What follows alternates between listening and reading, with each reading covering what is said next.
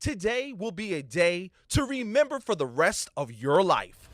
The Pro Football Hall of Fame is excited to present the heart of a Hall of Famer program connected by Extreme Networks. With over 100 Hall of Famers participating, we have reached 47 states and countries all over the world, sharing the message that football is more than a game and can teach Americans important life values like commitment, integrity, courage, respect, and honesty. You have to make right decisions even when nobody's watching you. Well, respect is not just given out. It's not handed out like a brochure. It's earned. Today, you are presented with an opportunity to meet and learn from one of the greatest football players of all time. But more important than that, the chance to see that their Hall of Fame life wasn't given to them. They didn't roll out the bed great. They put the work in, on the field, in the weight room, in the classroom, in their communities. They made themselves a Hall of Famer on and off the field. Your feet can't take you where your mind's never been. Because you can make it, but it's just going to take a little hard effort and the drive and determination. And today, you will learn you can do the same thing they did. You don't have to have a gold jacket or a bronze bust to make a difference in the lives of others. It's your decision whether you want to be a successful student, son, daughter, brother, or sister. If attitudes are contagious, is your attitude worth catching? It's integrity as well, because when you decide to pursue something and you don't quit, that says a lot about you. Commitment to excellence. We can all aspire to be the best. Welcome to a once-in-a-lifetime program, the heart of a Hall of Famer program, connected by Extreme Networks. You know, it's said you're judged by the company you keep. If that's true, I'm in great standing. It's an honor Hall of Fame induction class that includes 5 men for whom I have such an admiration and respect. Warren Moon, Reggie White, Harry Carson, and Rayfield Wright played the game the way it should be played. John Madden coached the game the same way. I would have loved to have had any one of them on my team. To represent those who will come after me, I've been told that this bus will be around for a good 40,000 years. That's a long time. And I'm looking at my granddaughter here. I want my granddaughter, my nieces, my granddaughter's children and great-grandchildren to be able to come to Canton, Ohio to see what their ancestor did and to know there is absolutely nothing beyond their reach. I want to thank you. You've made me feel loved with the situation that I've gone through. I've gotten so much support from people, not just in New York, but around the world. I give thanks to all of you. This is for all of you. It's not just about me, but this is for all of you. Thank you.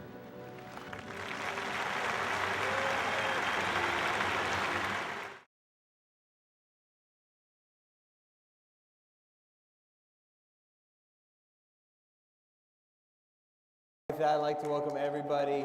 Oop, got a little feedback there. I'd like to welcome everybody here to Canton, Ohio, to the Pro Football Hall of Fame for another installment of the Pro Football Hall of Fame's Heart of a Hall of Famer series, connected by Extreme Networks. Our mission here, guys, listen. Our mission here at the Pro Football Hall of Fame is to honor the greatest of the game, to preserve its history, to promote its values, and to celebrate excellence together. And those values we promote are those of commitment, integrity, courage, respect, and honesty, all of which is going to make the gentleman sitting right here in this chair a great football player, but also made him a great man and a great individual off the field. So I'm super excited to hear how these values have impacted his career, both on and off the field. My name is Jake Ray. I'm the Youth Education and Leadership Manager here at the Pro Football Hall of Fame, and I'm super excited to have the opportunity to sit up here, not only speak to all of our students, but also to speak to our special guest today. Before we bring our special guest up here, I do have some thank yous I'd like to pass out. First and foremost, I'd like to thank all of our great partners at Extreme Networks for providing not only us here at the Pro Football Hall of Fame this opportunity, but every student sitting right here in this room, as well as any student watching us live on YouTube. the opportunity to get to hear from a Hall of Famer. It's not every day you get this opportunity, so we want to thank them for their generous support for this program.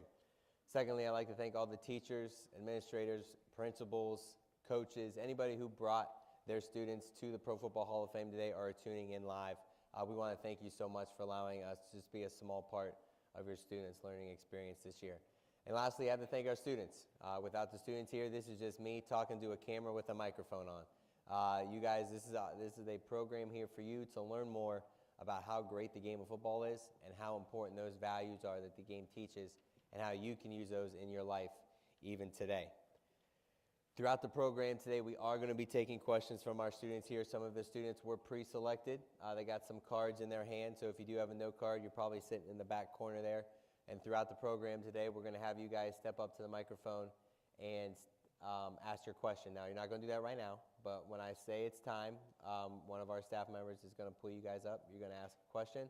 You're going to state your name, the school you go to, and then you're going to go ahead and ask your question.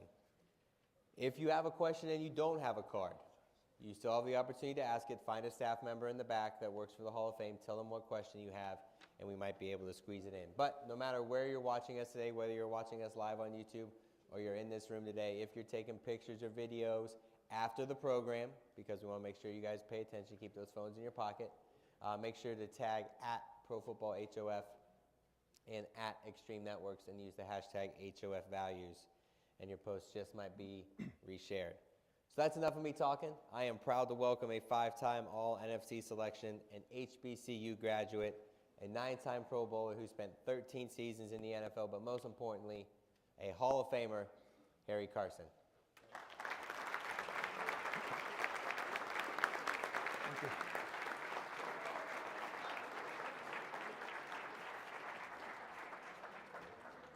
Welcome back home, sir. Thank you. Thank you. Welcome. Thank you.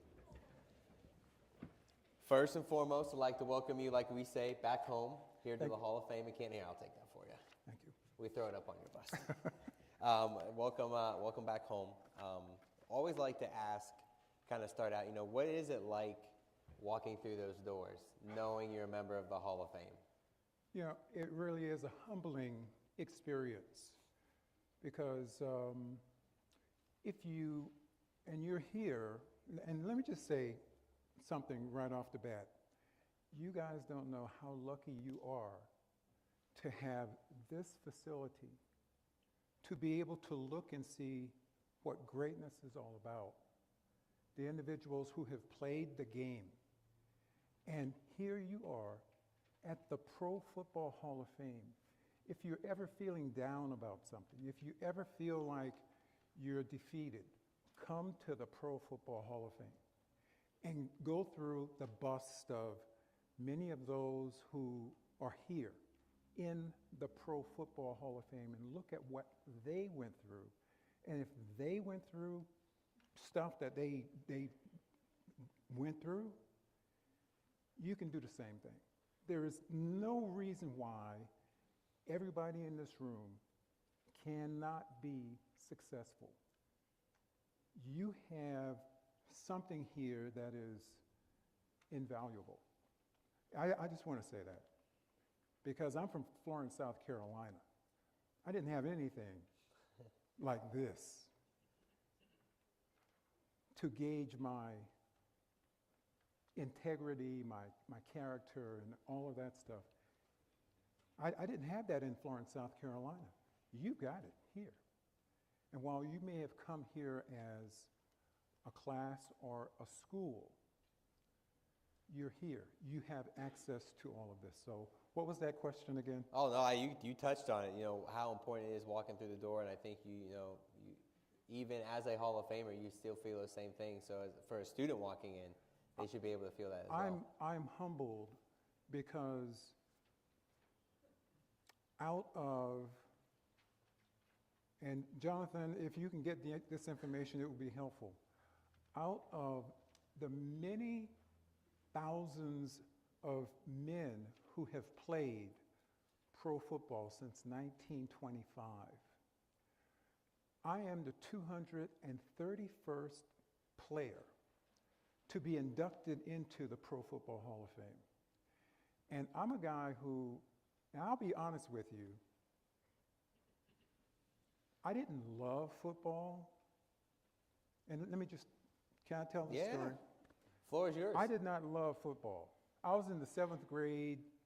I went to a game on Friday night at Wilson High School, and I'm playing with the other guys who are 6th and 7th grade, and I'm watching these guys from high school, and they're playing against one another, and I'm standing by the fence as they're walking out. And as they're walking up to the field house, game's over, you could smell them. You got grass stains, you smell sweat, and they were all dirty and everything. And so I followed them up. As a 7th grader, I followed them up to the field house. And I realized at that point, as they were coming out, that's where all the girls were. They were waiting on these guys to come out. And I thought to myself, I want to do that. I want to play football. I'm in the 7th grade. I went through a growth spurt between the 7th and 9th grade. And I went and got a uniform and helmet and everything at the beginning of football season in my 9th grade year. Long story short, here I was thinking anybody can play football. No big deal. So I went out for the team. I didn't run.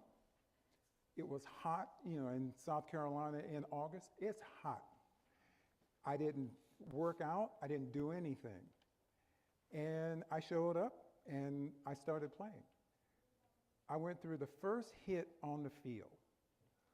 When I got that first hit, it knocked me into reality.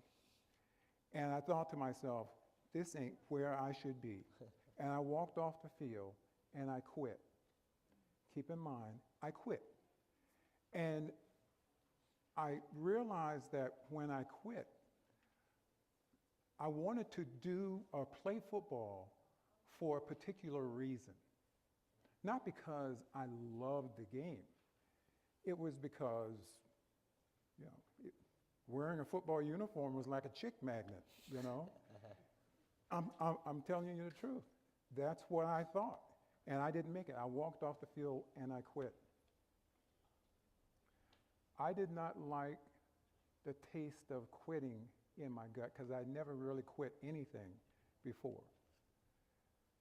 I didn't like that taste of quitting in my gut when I was, 9th grade, going to class, everybody on Friday, all the other guys are wearing their jerseys and everything, getting ready for the game on Friday night, which is always a big deal in the South, in South Carolina. So here I was, I just didn't like that feeling. So I said, the next year, I'm going to prepare for the heat, and if the guy next to me is going to stick and stay, I'm going to stick and stay. I felt, walking off the field and quitting, had I not had that gut feeling, had I not had that, I wouldn't be sitting before you. And I wanted to prove to myself that I could do it. And those guys who I practiced with and who I played with, when I walk into the Hall of Fame, I don't pat myself on the back. I pat those guys who inspired me, who knew that it was bothering me to just, having quit the team and everything. Mm-hmm. I wanted to prove it to myself. And I dedicated myself to those guys that if they're going to stick and stay, I'm going to stick and stay. And I've been there. And it wasn't so much that I loved football all that much, but I loved the camaraderie. I loved being in something together. And I was able to show them that I was not going to quit on them, that I was committed to them, that I was going to give my all, and I'm going to be the best that I could be in giving myself to them as a teammate. So when I walk through the doors, I think about those guys who inspired me, whether it be in high school, whether it was eventually going to South Carolina State on a scholarship. And I wasn't necessarily the smartest guy around, but football saved me from that vantage point as well. Those guys who I played with at South Carolina State, those guys who I played with the New York Football Giants, they all inspired me. And so when I walk through the door, it's not about me, it's about them and what they did for me to help me to get to this place.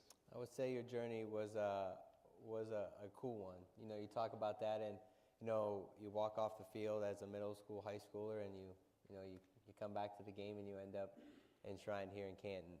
Before we dive into some of the students' questions, I do want to talk about, because you mentioned some of the values, and it just organically comes up, but shows how important that they are. You know, ours here at the Hall of Fame: commitment, integrity, courage, respect, and honesty. Is there one of those that you felt impacted your career on the field more than others? Or I always like to say, is it like a team where they all kind of work together to make you the best person you can be? Well, during that 9th grade year, I quit the football team, but I was in ROTC. And I was in Air Force ROTC, and I was in Air Force ROTC. I went in as an airman. And there are so many things that I learned with that military kind of lifestyle. You know, every day going to ROTC and going to drill and doing all of this stuff that most of the other kids weren't doing. But there was something on the wall of where we were, and it said, "We will not lie, cheat, or steal, nor tolerate anyone among us who does." And so I've lived with that, striving to be the best that I could be, working with those guys who I eventually became like a sergeant, and I was drilling those guys, and we were all working together, and then I looked at those guys as my guys. They became my guys, and I went from being a sergeant to a lieutenant, and eventually going from being a lieutenant to a lieutenant colonel. And I was over everybody who was in the ROTC program. And having everybody under me, I was responsible for them. And I think that is one of the things that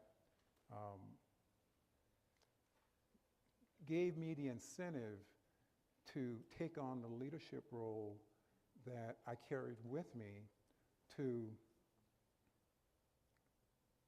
football. I carried that to the football field and to the huddle. And those guys in that huddle, they became my guys. And again, it didn't matter whether it was in high school, didn't matter if it was in college, at South Carolina State, or with the New York Football Giants. The guys who I played with, especially with the Giants, they appreciated everything that I did for them as a leader. And I found that in what I was doing, it was having an impact, and just listening and being a voice for those guys who didn't necessarily have a voice. I think that's part of the reason why Bill Parcells liked me being a captain, because I could take care of whatever was going on in the locker room. And eventually that kind of trickled down to Bill Belichick, who was one of my coaches with the New York Giants. My leadership role was something that I really enjoyed. And you know, the guys who I played with, they still appreciate it. And so they dubbed me their captain, not just for then, but their captain for life. So here I am, now at my age, and I'm still doing things to support the guys who I played with, again, on 3 different levels. And so, you know, when things happen, when guys are having financial issues, there are some guys who have opted to commit suicide because of something that might be going on in their lives. And I've instructed all of my teammates that if you ever feel like you are depressed, that you don't have anybody that you can talk to, call me. I'm ready for anything that they will throw at me. And so I want to continue to be their captain. Now, let me just say this. When I was where you are, I was one of those guys who would come to an assembly like this, and I would get with my guys, with my boys, and we would snicker in the back, and you know, we whisper to one another and all of this stuff. When I was where you are. And I want you to know that when you stop listening to the advice that you're being given, and you're listening to the guys who you're going to class with and all of that stuff, just know that you have not experienced the things that that speaker has experienced. I wasn't the biggest. I wasn't the fastest. There were guys who were so much better than me. But because of the way that they shut out people who may have come to give them advice, and you know, they are not willing to listen. Understand this. At some point, you and your boys are going to have to go in your separate directions. So I just want you to know that one of the things about being a middle linebacker is I can look at this gentleman right here as a middle linebacker. I can look at this young lady right here. I see them, but I see everything else in the audience. So when you think that nobody's watching you, you are being seen. That's one of the traits of being a linebacker that I can't shake. You know, I can see everything. You know, when I was a middle linebacker, I could see everything on the field, everything. And that's part of the reason why I'm in the Pro Football Hall of Fame. I was able to see everything and take the best route to get to where I needed to get to make the tackle. So I'm just saying out loud right now, I understand where you are. I understand what's going on. But I just want to just share with you that at some point, you're going to go down that road by yourself. And you're going to wish that you had listened to some of the things that people were trying to instill in you at the time. I couldn't have said that better myself. Yeah. I think that's a great way. The reason why I can say that, when I went to college, I got a degree in education. So my degree was not about, and just keep in mind, I went to class. I didn't just go to college to get to the NFL. I got my degree.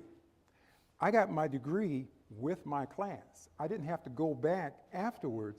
I got my degree with my class. And so I'm very proud of the fact that I got my degree. If I had not played football, I probably would have been an educator because I got my degree in education. And so I'm proud of the fact that I got my degree. But I'm also proud of the fact that people who I associated with, if I wanted to say something, they would say, Carson, shut up, man. I'm trying to hear what this guy is saying or what this woman is saying. And so I've been there. I understand exactly what's going on. And, I just want to say, everybody won't be getting into the Pro Football Hall of Fame, but I'm there already. And I'm just trying to tell you what is lying out there for you. What is lying out there for you? When I say, you guys are lucky to be here in this area, to be able to go to a place like this and soak up the information that's being disseminated, you're really, really lucky. I think that's a great way too of, we've mentioned it before, but taking lessons that the game of football teaches and, applying them to everyday life. You mentioned just as something simple as, paying attention, not snickering. Like if you did that in a team meeting, you're going to get called out for it. Your ass would be tacked or get up on the wall. And keep in mind, all of you guys, you may have seen Sports Center or whatever, you see Bill Belichick. Bill Belichick was my coach before he became head coach with the New England Patriots. And so when he would talk and, his tone is a monotone. And you do get sleepy when you listen to him talk. And Lawrence Taylor would lay on the floor, and we all would be in a meeting, and he's going over stuff with us. And he would say, "You got that, Lawrence?" And he said, "Bill, I got it." I'm half asleep. "Well, if you got it, tell me what I just said." And he would get up and tell Belichick what he just said. Or he would ask me the same thing. We had our ways of listening, but when we stepped on the field, the reason why we were so good is we listened to what the coach had to say. And everything that we were, everything that we saw on the field, we had already gone through it in meetings, preparing. We were the best prepared defense, especially with Super Bowl 21. It was one of the situations that I cherished the most, being around guys who were willing to listen and stop the foolishness that normally would go on in meetings and so forth. But we all came together, and that's how we won a championship. That's what champions are made of, being able to listen, decipher what's going on, and give respect to their coach and coaching staff and so forth. It's all about the small things. Yeah. With that, we're going to take some questions from our students. So I believe the students already been picked out to ask their questions. So go ahead and step back to the back of the room there. Step up to the microphone. State your name, the school you go to, and then go ahead with your question. So go ahead and step up. So you step up to the microphone, tell us your name, and then go ahead and read your question.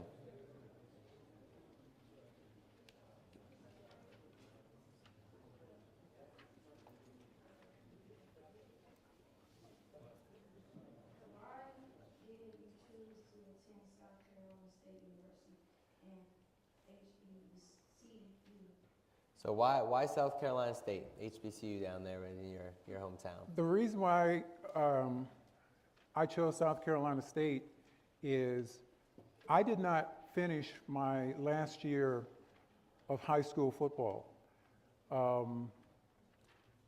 I walked off the field, and it's interesting that the first time I stepped on the field, I walked off the field, but I was at another school. I had a coach who yelled at me, and I didn't like his tone, and I walked off the field.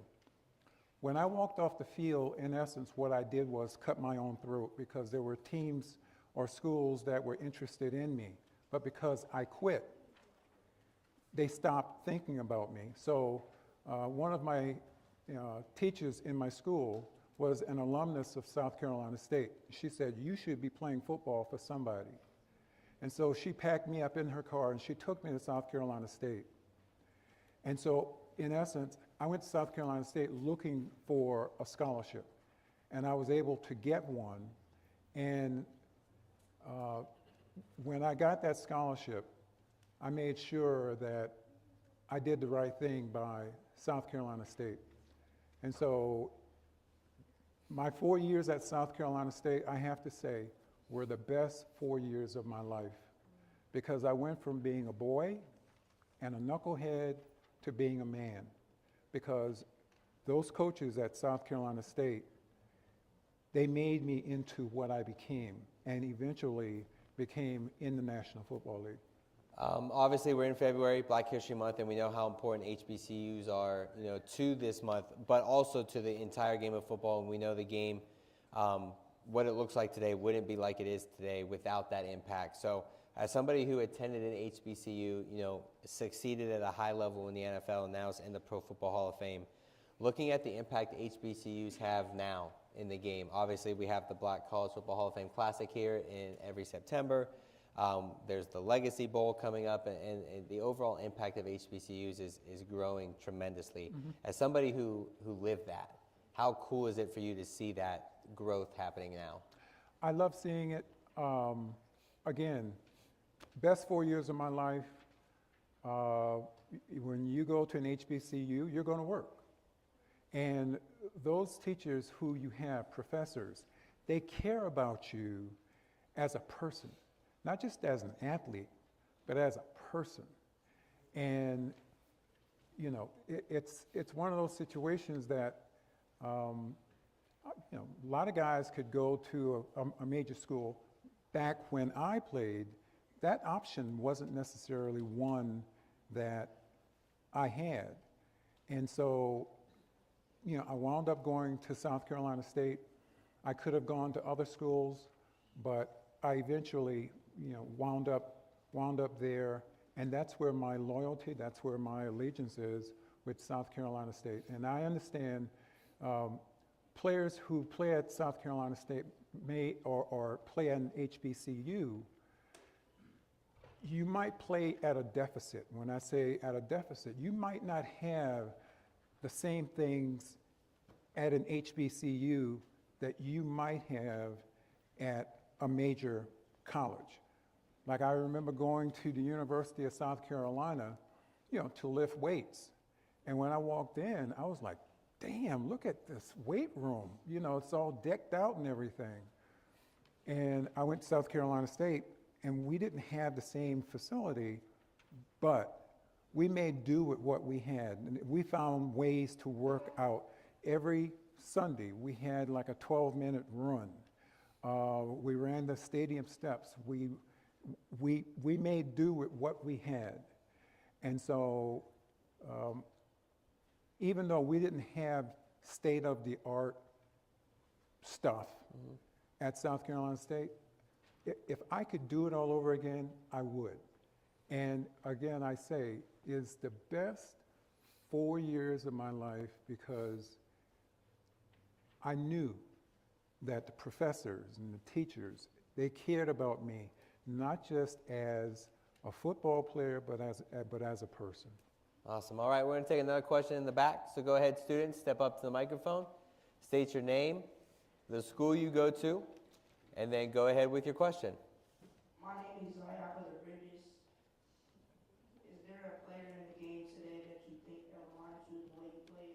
Player in today's game. Do you see a modern-day Harry Carson running around out there in the NFL? I like to think that the player from San Francisco, Fred Warner? Yeah. Fred Warner. I would like to think that we play the same caliber of football, because he's very active, gets around blocks. When he gets to the ball carrier, he delivers a blow. That ball carrier knows that he's been hit. Mm-hmm. But I also have to say that when I played, perhaps you could ask Fred Warner at some point, is there somebody in the Pro Football Hall of Fame that you might want to emulate as a player in, you know? And so he might say, everybody's going to say Lawrence Taylor because Lawrence Taylor was, you know, a fantastic player.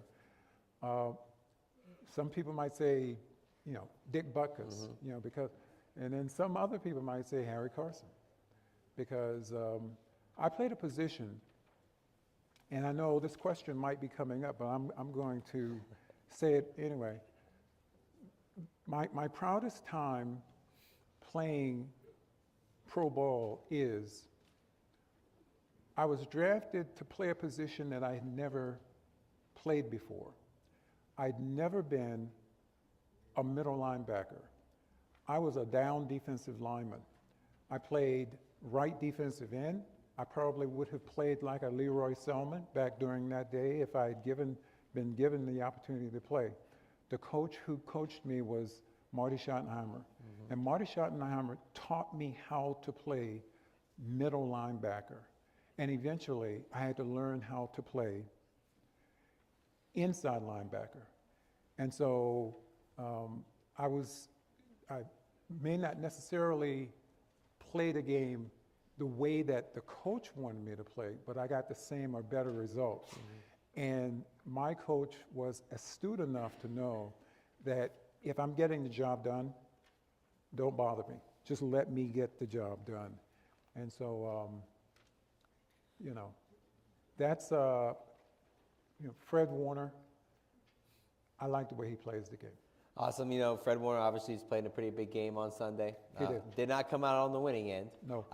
But also during that game, we were lucky enough as the Pro Football Hall of Fame to announce our new class of 2024, including some other great linebackers like Randy Gradishar and Patrick Willis. I want to go back to, you know, you getting that call and, you know, putting yourself back in those shoes. You know, what is it like to find out you're a member of the Pro Football Hall of Fame, and especially for linebackers who are coming in that played the same position as you? Well, there are a couple of guys,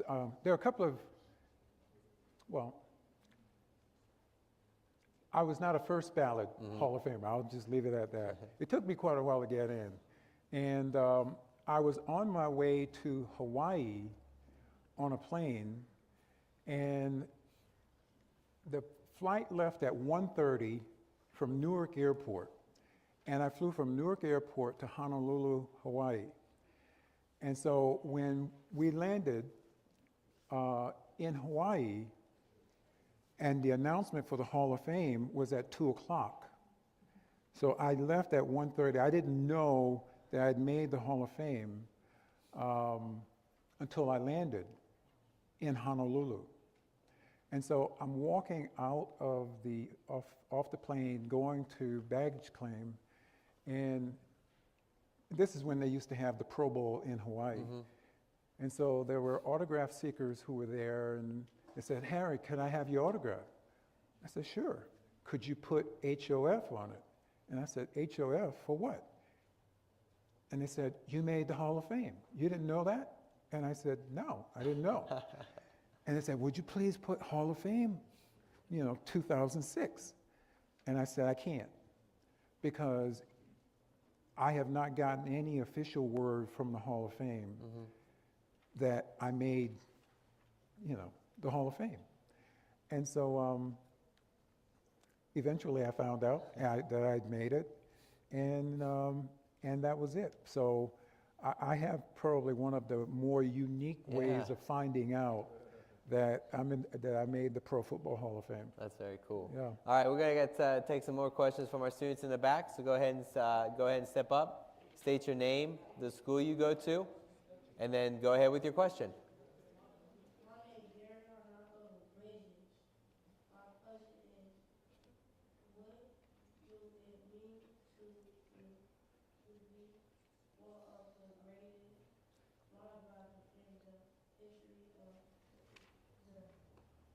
So what does it mean to you to be one of the greatest linebackers in the history of this sport of professional football? I am extremely honored that people would put me in that category.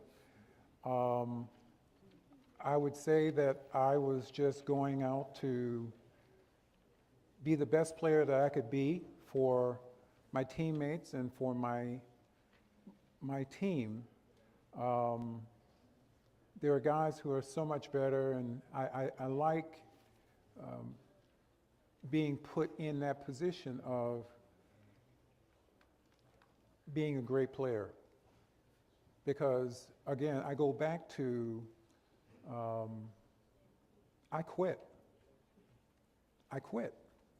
When I first went out for football, I quit. I quit. I learned a lesson from that. That you can do anything you want to do. Don't quit. Do not give up. Again, I say, if I didn't have that bitter taste in my gut, I would not be sitting before you today.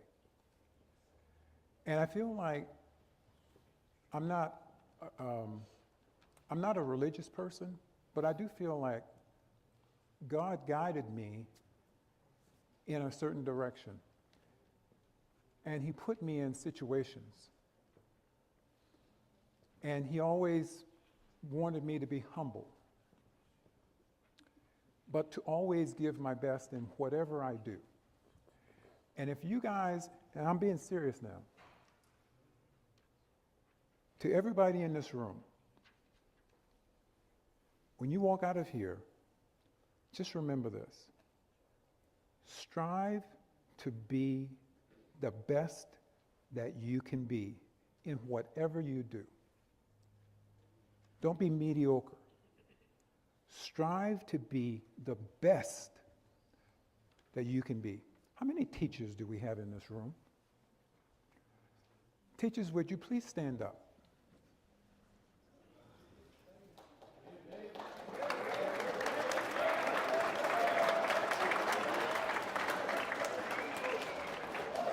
Now, let me just say, and I'm not trying to take over your program, but let me just thank you, teachers, because had it not been for teachers who worked to get the best out of me and those who I went to class with, who they worked to get the best out of us.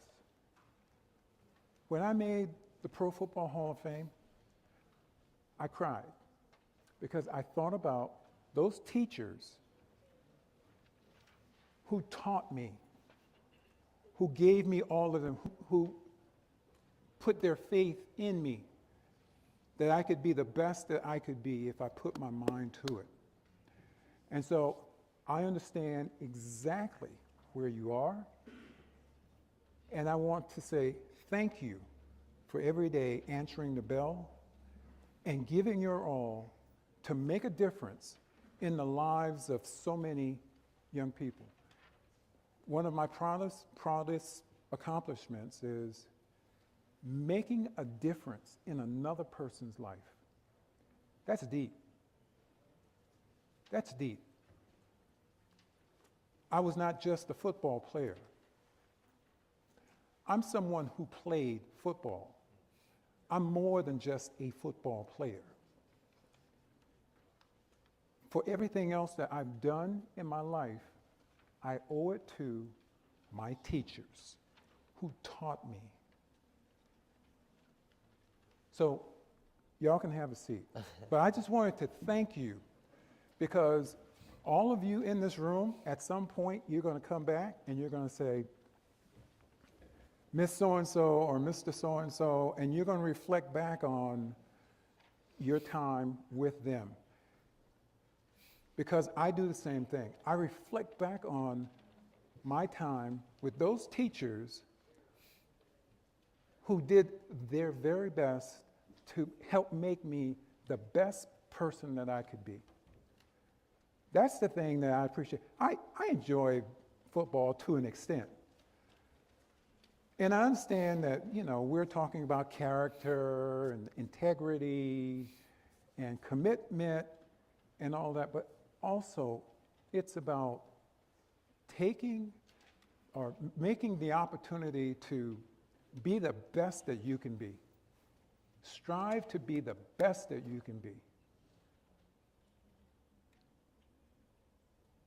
Strive to be the best.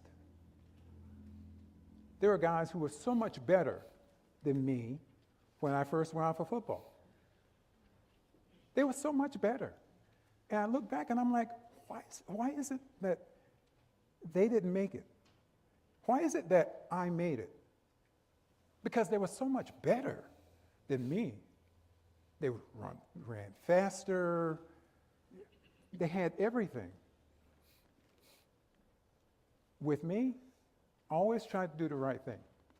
I always tried to do the right thing and give my all and be the best that I can be. And that is one of those things that sticks with me now. In whatever I do, I strive to be the best that I can be. And that's the only thing I ask of my kids. That's the only thing I ask of my grandkids. Just strive to be the best that you can be. Because when you give your best, nobody can ask anything else. If you walk off the field, as I would do, and I played with the Giants, and I'll be honest with you, there were times when I played with the Giants when they sucked. I mean, they were awful. They were awful, but the Giants would not trade me, they would not cut me, and I was stuck there.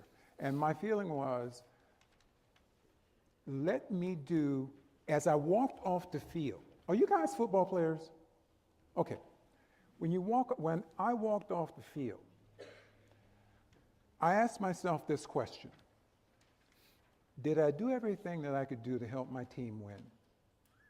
If the answer is yes, then I walk off the field. It's out of my hands. I gave my all. I'm not angry. I'm not mad or anything like that.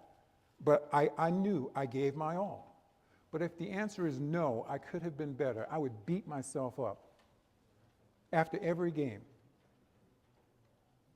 until we had our meeting the next day or whenever.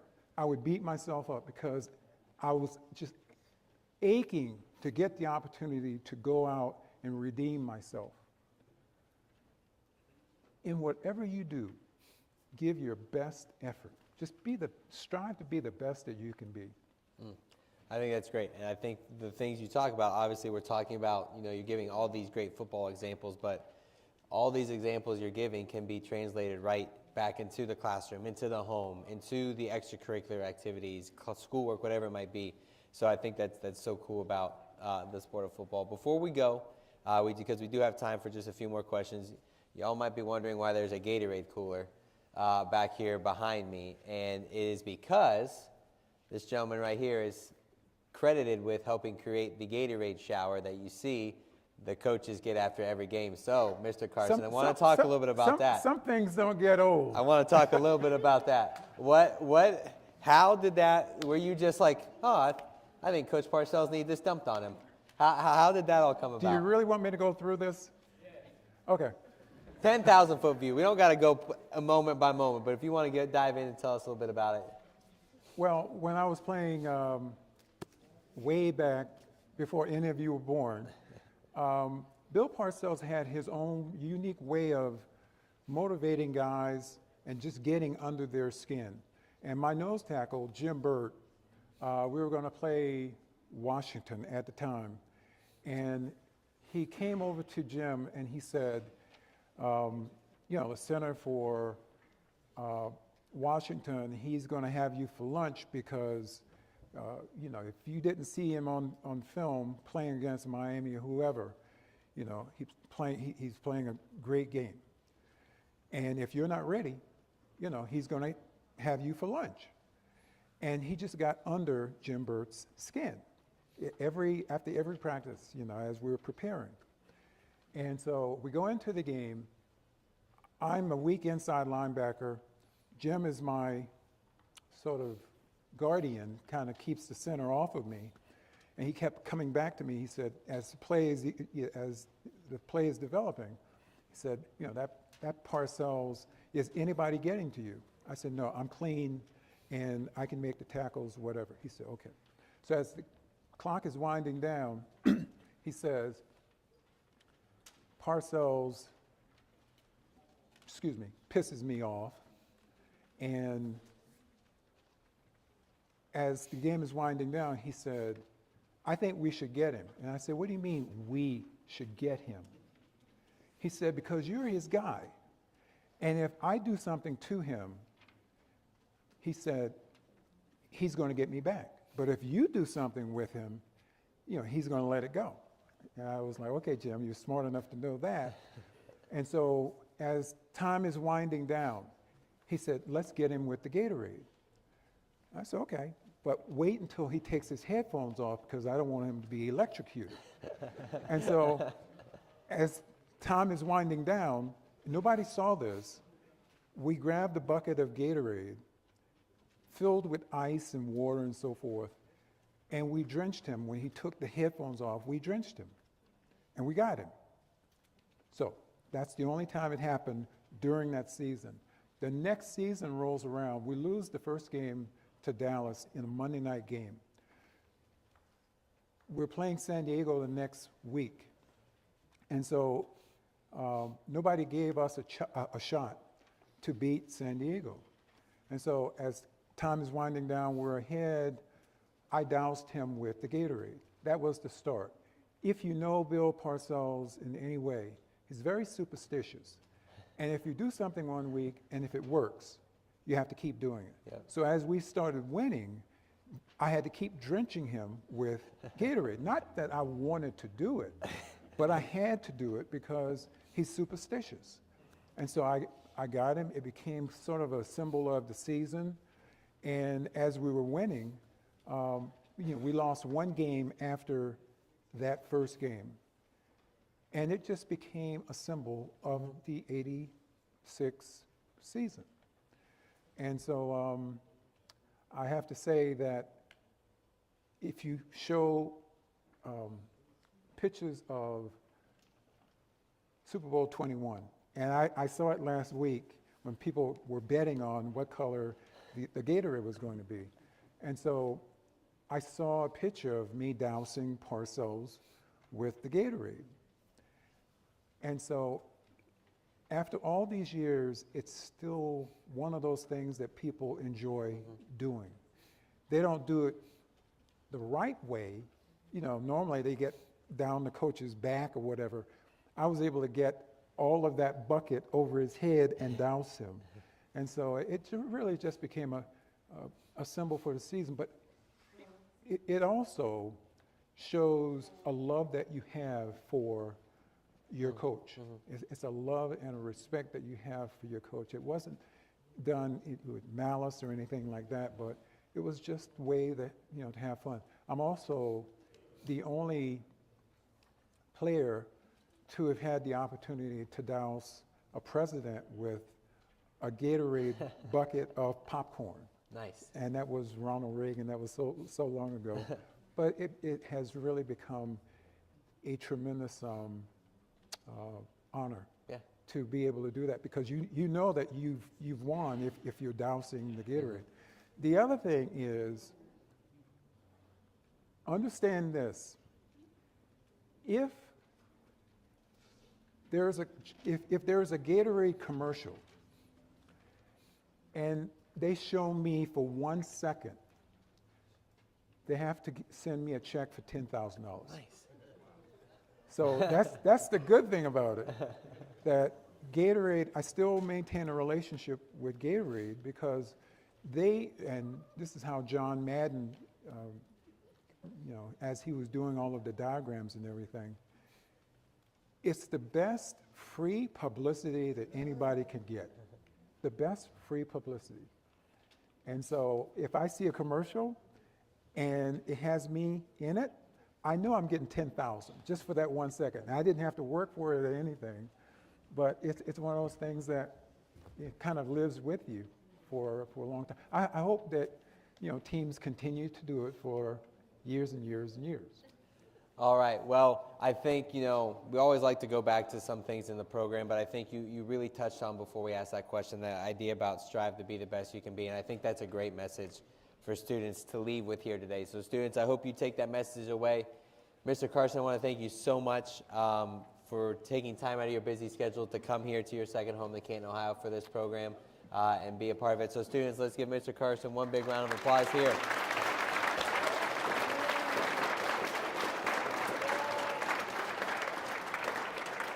So with that, we're going to wrap up this installment of the Pro Football Hall of Fame's Heart of a Hall of Famer series, connected by Extreme Networks, featuring Hall of Famer, class of 2006 member, Harry Carson. Harry, again, thank you so much for doing the program today. Thank you for everything you've done for the game of football and everything you do for the Hall of Fame. So everybody tune in. Thank you so much.